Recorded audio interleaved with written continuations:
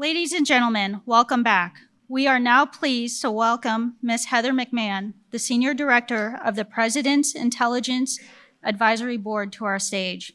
Ms. McMahon presents an unclassified counterintelligence viewpoint, specifically what hostile foreign governments have done to exploit our boundaries and undermine our national advantages, but most importantly, what we can do about it. This keynote will be a fireside chat led by Army Cyber Institute sociologist, Major Jessica Dawson.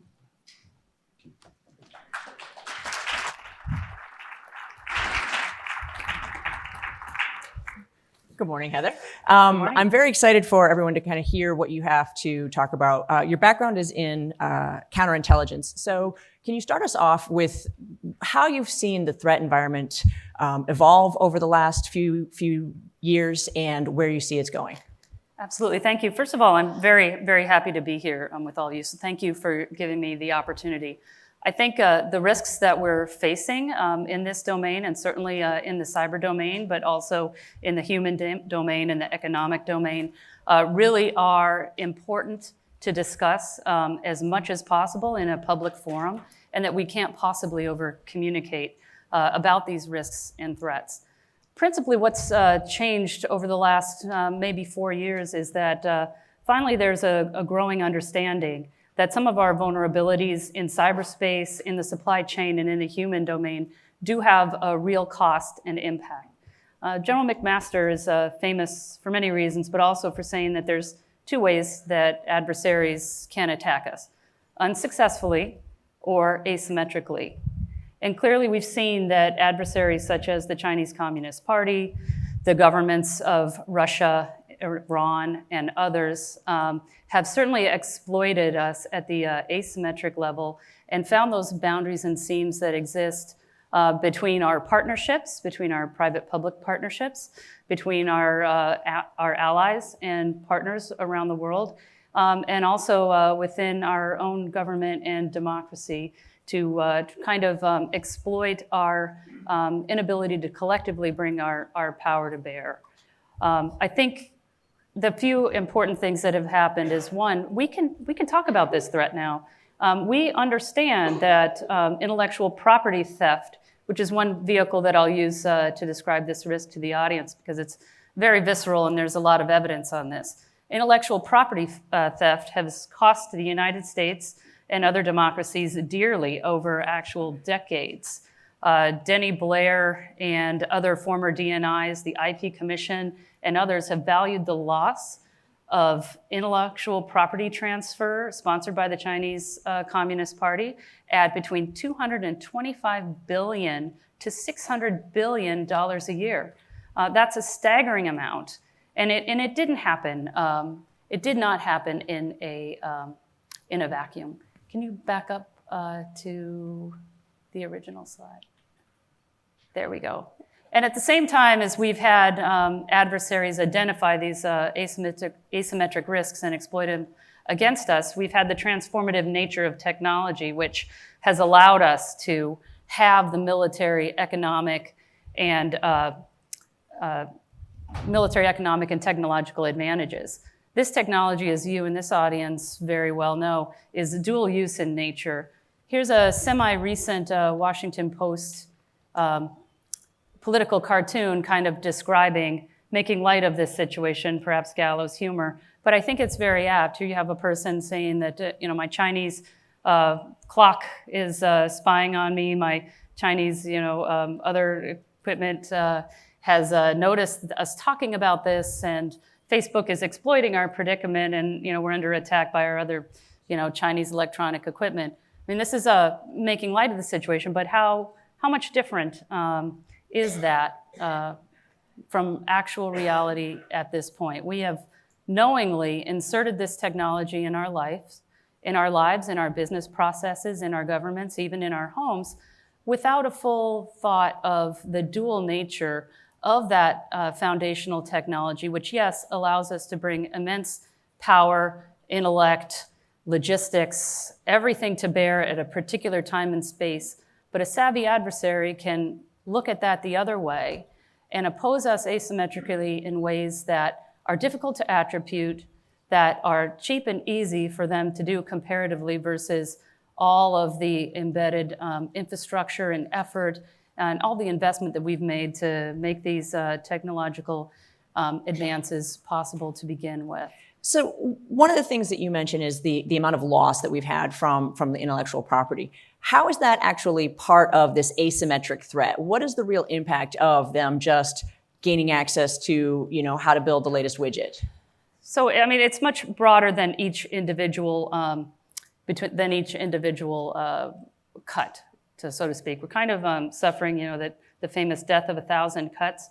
But I think China is not the only adversary here, but they really are the strongest one, and they're the best at practicing a whole of society, whole of government approach towards eroding our Western economic, military, and technological advantages. So it's important to talk about them. First, they've started with a strategy. If this slide is up. If you back up, yep, there we go. So here's, this slide depicts, that, hey, they have had a long-term strategy, and this is not a mystery. They publish it openly. You can read the Made in China 2025 plan. It outlines which technologies they intend to be key at, and they undertake blended attacks in order to use their whole of society, whole of government efforts to achieve their aims. And their aims are principally to transplant these Western companies, including our own, and replace them with their domestic control supply and export their ideology and their ideas on censorship and all of these other very intimate to everyone's lives throughout the globe, can be exported through the technology and the ways that they choose to leverage it and use their influence. So one, they started with a strategy. Read the Made in China 2025 plans, read all the other plans that come out after that. The Belt and Road Initiative is another great example of them being able to leverage a very, very hefty economic investment that has dual use. Yes, does it bring new facilities and new utilities, et cetera, to some underserved areas of the world? Absolutely.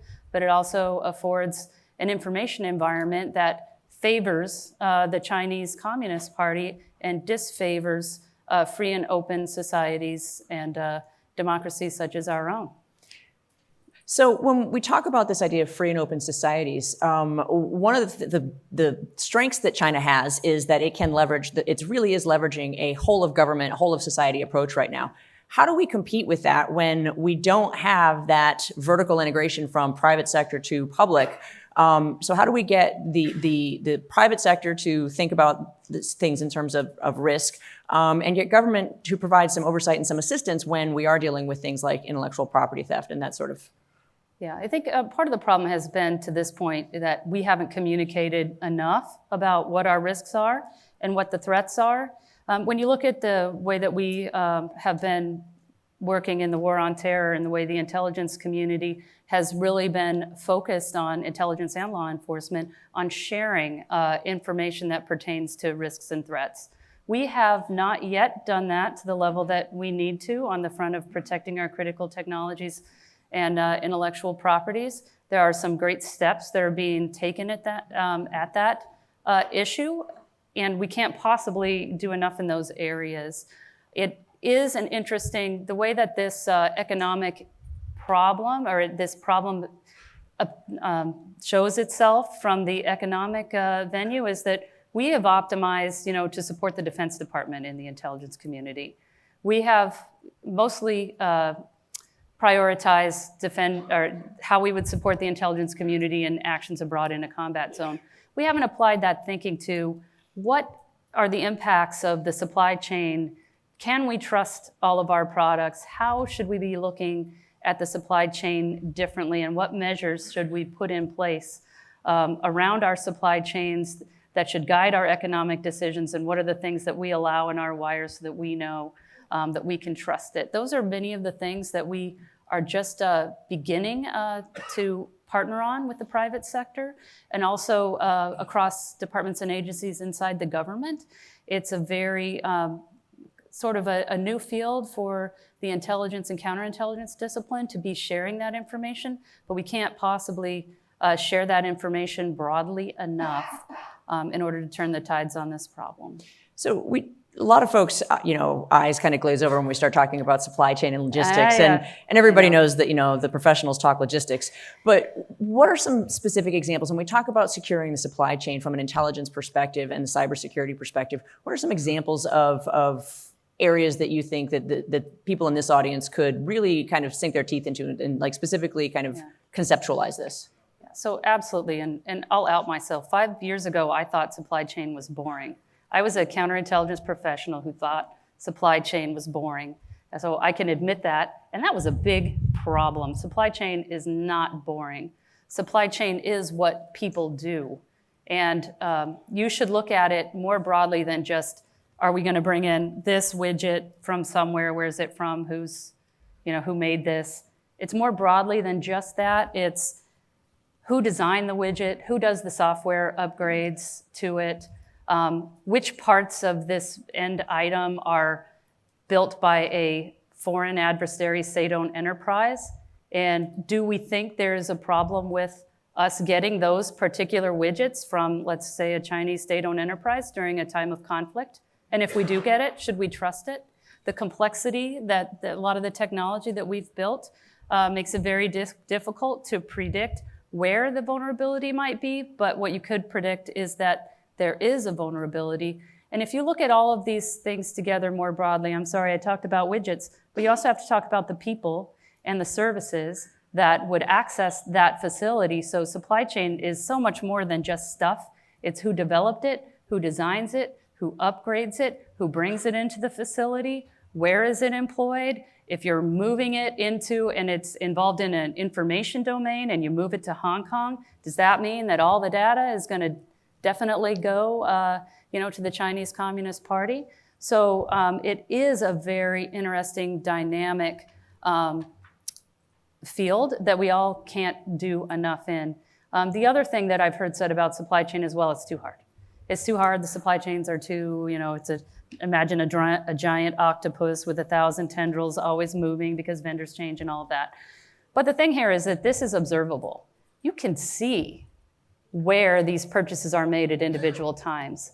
And there is publicly available information or information available to those who would avail themselves of looking at it that would point to the trustworthiness of the individual suppliers. And not just their personal trustworthiness, but what rules are they subjected to, particularly if they're operating in an adversarial nation.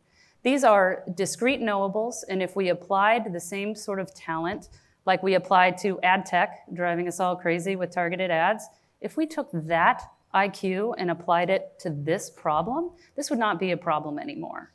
And that's the good news, because I think there is a growing field that the government is beginning to help seed along the way of private sector companies who are going to move into this field and be able to provide to the government faster, to government decision makers, where the most risk is along the supply chain so that they can actually get around to doing something about it rather than fretting and hand-wringing. So I think that's very exciting. You talk about risk, and one of the challenges that I think that sort of enabled us to get to this place is private companies are typically motivated by an economic incentive. So there has been a tremendous amount of economic incentive in moving things to the fastest, cheapest production location. How do we change the paradigm so that the incentive is not focused solely on the economic advantages, but really considering the risk? And how do we set conditions for these risks to be financially viable for smaller players, for example? Yeah, absolutely. So I think that's a great question. And it is something that is happening. First of all, there's a lot of steps the government has taken or is in the midst of taking. One is that security is now a allowable cost in contracting, so that is slowly working its way through the system. And some of the costs of doing your security monitoring or purchasing items in the supply chain that would be cheaper if you bought the Chinese state-owned enterprise product, but more reliable if you didn't, a little more expensive, those costs are going to be factored in much better. The other thing is, I think this is not a conversation of should we have globalism or should we not have globalism. It's actually a conversation of, where is the middle ground on that. It makes sense to have supply chains that are wide-ranging and sustainable in a number of communities. You don't want a giant disparity. And it's interesting, the IP theft issue in the United States, a lot of the theft has resulted in some of the areas of the United States being underserved. And there's a large population of American workers who were left behind by globalism. So now that this is going to be an allowable cost, and others would make the argument that there's some unvalued risk in the system that maybe folks haven't realized that they're undercutting themselves yet by doing partnerships with Chinese state-owned enterprises who are going to steal your IP, build your successor company, and then take a loss leader on the product to knock you out of the market. I think there's a growing recognition of that. So I think we have an opportunity here, hopefully not to change the supply chain as a whip shot that industry hates for a lot of reasons, is very disruptive. But we have an opportunity here to help grow and foment through policy, through public understanding, through better private public partnerships. We're going to be able to grow the supply chain in different ways domestically and in other democracies that we choose to be allies with. That's going to benefit. It's going to benefit humankind, actually. So when you look at China, one of the things I thought was fascinating in our lead-up conversations was kind of this way that China has really got this long-term strategy. Yeah. Talk about where you think when you look at their acquisition strategy, how can we apply countering that acquisition strategy with tackling some of the consequences that we've seen from globalism? Yeah, so there's a lot of things we can do. One, understand the threat. If you go back to their strategies, you can read them. They publish them open source. By the way, they also published the National Security Act of 2017 that every Chinese individual and company would support and promote the Chinese Communist Party's intelligence objectives, to include sharing your data and any of those things. I mean, they're compelled to comply. So one, understanding those things are important to turning the conversation around. But the other thing is, if you're a company and involved in a technology or a research lab, and you're involved in developing one of the technologies that's on a China 2025, 2030 plan, you will be targeted for IP theft. And this is observable. So you can take steps to make that harder. You can choose who you partner your research on more carefully. You can establish controls and parameters around that. You can use the savvy use of encryption. You can have different sorts of user agreements and employee agreements to harden yourself from the insider threat. There's a lot of steps that you can discreetly take, but pretending that you don't have a vulnerability or that you won't have, that will not get you out of this problem, and it will not get your technology to market in a way that advantages you or advantages free societies such as ourselves and other democracies.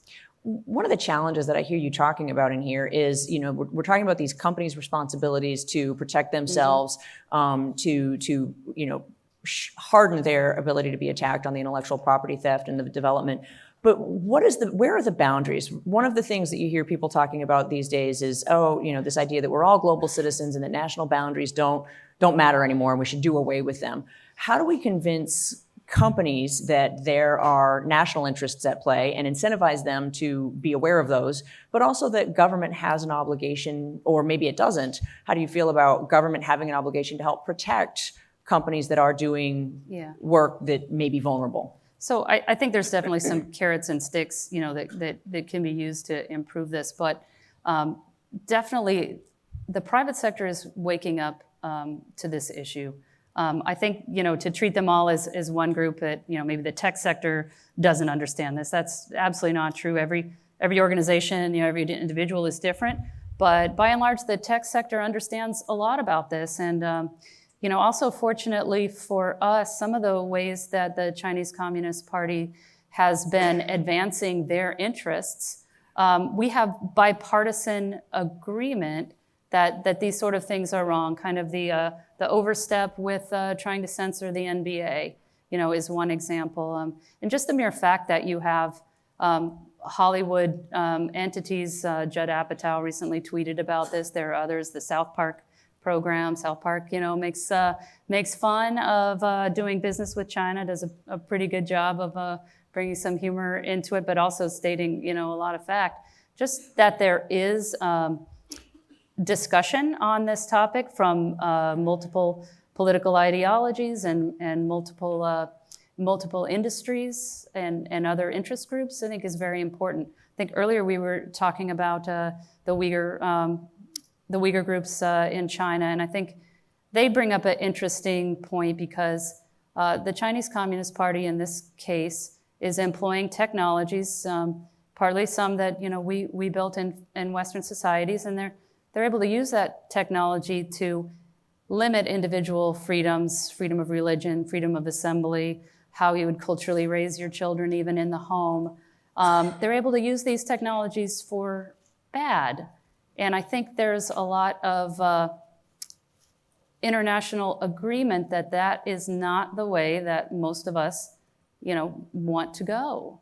And so I think this is a broader conversation actually too, is what is the nature of technology? How do we choose for it to be? It can be applied for good or evil, but if we feel that people benefit from having freedom of religion, freedom of association, and that also drives a lot of the innovations that we've been able to achieve in open societies, that are much more difficult to attain in closed societies, even those who can practice a whole of government, whole of society plan.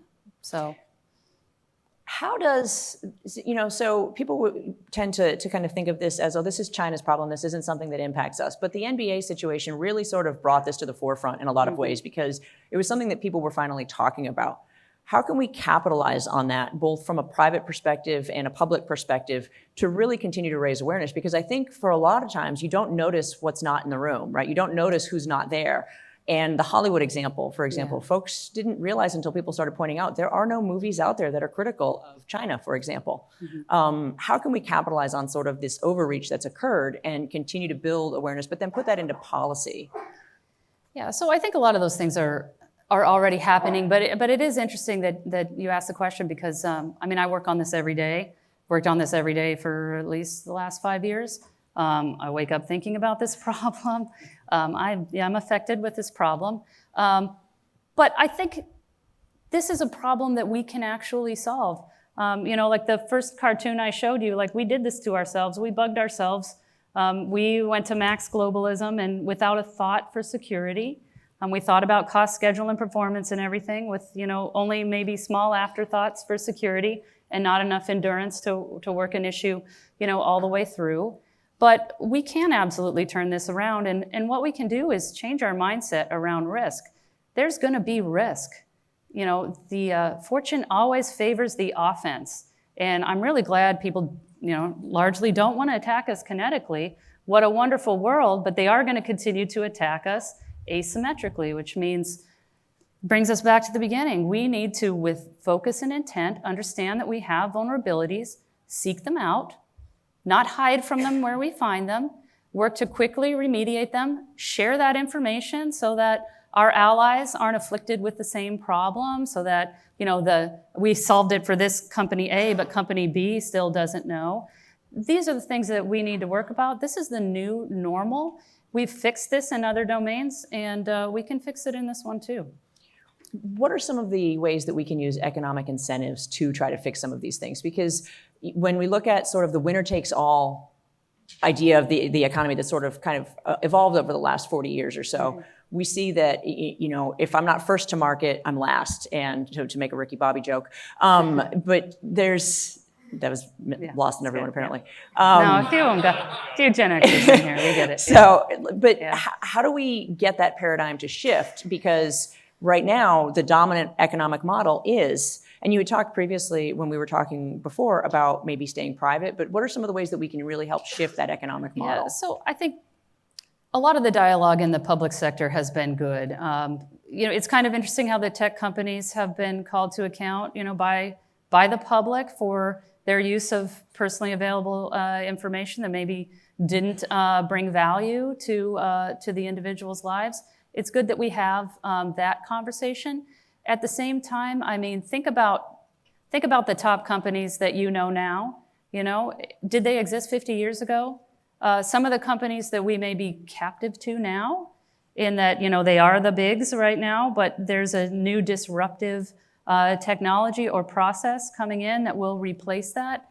It's just natural, not knocking anyone, but we're going to have this churn that's going to give us the opportunity that there's new economic incentives that we can reorient our supply chains in ways that benefit us now, rather than have the sunk cost of, well, it's cheaper, but they took our IP and we'll be out of business in 20 years.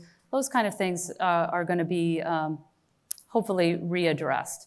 Another thing we can do is we've spent a lot of time in the government trying to, we have a lot of rules. The government of China doesn't have data use rules. They don't worry about, oh, this is this type of information, can I use it to solve this problem? They just do it. We do enjoy that kind of bifurcation, which helps us make sure that we don't overstep, but it also slows our ability to identify issues and risks and address them. But what we do have that we need to leverage more is the private sector. The private sector can combine all sorts of publicly available, publicly viewable information, apply that, I'll call it like ad tech type talent to that, and deliver this information back to the government in ways that are going to speed up what we're doing and more support continual risk mitigation. Which again, this is the struggle of our age, and it's exciting to be here with so many cybersecurity professionals because you all are at the front of it. You're going to be well employed. Another one topic I wanted to make sure that we address is that it's not just the cyber domain, it's not just the human domain, but in the government we tend to have the ends separated from one another. If you are going to be hopefully providing a service and a career to the government, to the private sector, or anywhere, you need to look at these risks holistically. It's not just ones and zeros. It's not just parts. It's not just ideas. It's also the people. It's the union of all of those things, that provide both opportunities and risk. So, if we do nothing, where do you see the state of the cybersecurity threat, the cyber environment, the supply chain management? If we do nothing, where do you see us in 10 or 20 years? Yeah, actually, let's put up the cartoon towards the end. There were some examples of tech theft. So here, I like this cartoon. When I came across this cartoon about 5 years ago, it really kind of reminded me of this problem. This cartoon comes from the 1880s when we were seeking to employ electricity into our cities. It was the new technology, and yet we tried to employ it the old ways that we would have employed telegraph wires. We didn't know how it would make us behave or how it entirely behaved on its own. And so there really was a strong community of folks, a strong movement to roll back electricity and let's not have it, And when you look at this photo, you kind of see an analogy to what's going on now. We've created this really complex, difficult situation. It's hurting a lot of us, and the policeman, is signifying authority. He's leaving the room. He's vacating, the space. And doesn't that look ridiculous now? I mean, how many of us had a mishap with electricity on the way to work that resulted in grievous injury? Thankfully, none of us. But forward to the photograph, and yet look, that looks ridiculous, but that was the situation. That's a photo of New York City around the same time frame. So look at how far we've gone in solving that problem. And this is the same general system, the same democracy, the same sort of people that solved that problem that we have here in this room and in other rooms today. So we absolutely can overcome this problem and make this current tech transfer, cybersecurity, risk, supply chain risk issue. We can make that look ridiculous. But to your point, if we don't, then technology will more aid the causes of tyranny and oppression than it will aid free market and democracies. And that's the choice, that we get to make. So we've only got a couple of minutes left. If you were to make some recommendations of what can we take out of this,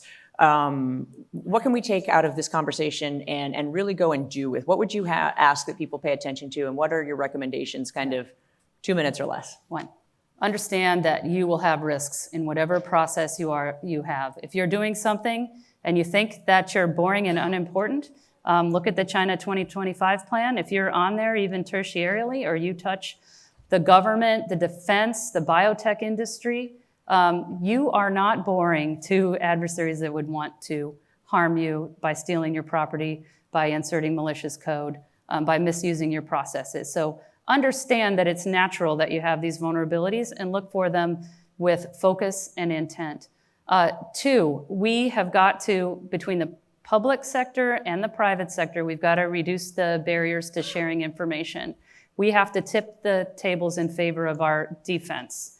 And so that's going to cause us to change some of the presets that we have in our minds about what's private, what we should share, whether we should even talk about a vulnerability. I submit we need to move directly towards more openness on that front. And then third is innovation.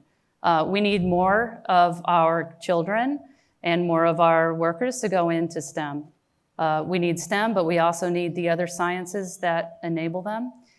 We also need to intelligently incorporate our allies and partners in that endeavor and step up our research and engineering and innovation budgets throughout the government, but also definitely in the private sector. One last thing, if you had to make recommendations for what folks should go read, you've already mentioned the China 2020 plan and the Belt and Road Initiative. Thank you. What are some final recommendations All for right, folks so to on get our smart? side, I always love to talk about what to do about it. So what to do about the problem. I would definitely go to the MITRE website and read the Delivered Uncompromised plan. This was a plan that MITRE wrote after being sponsored by the Defense Department on what we could do to change the situation around supply chain security and intellectual property theft. So read that because it'll give you what to do about the problem. And then the second thing I would say to read is the IP Commission published a report, and they publish updates frequently as to the cost of the tech transfer issue with China is another important one. And also, like to your last point, like folks frequently say, hey, we didn't know about this problem. And yet once you start seeing this problem, you can't not see it. There are a lot of very reputable media outlets that cover this kind of news. So look in your phones and find your media aggregator that delivers you this information because it is out there. All right. I think that's all right. It's enough for me. Thank you, everybody.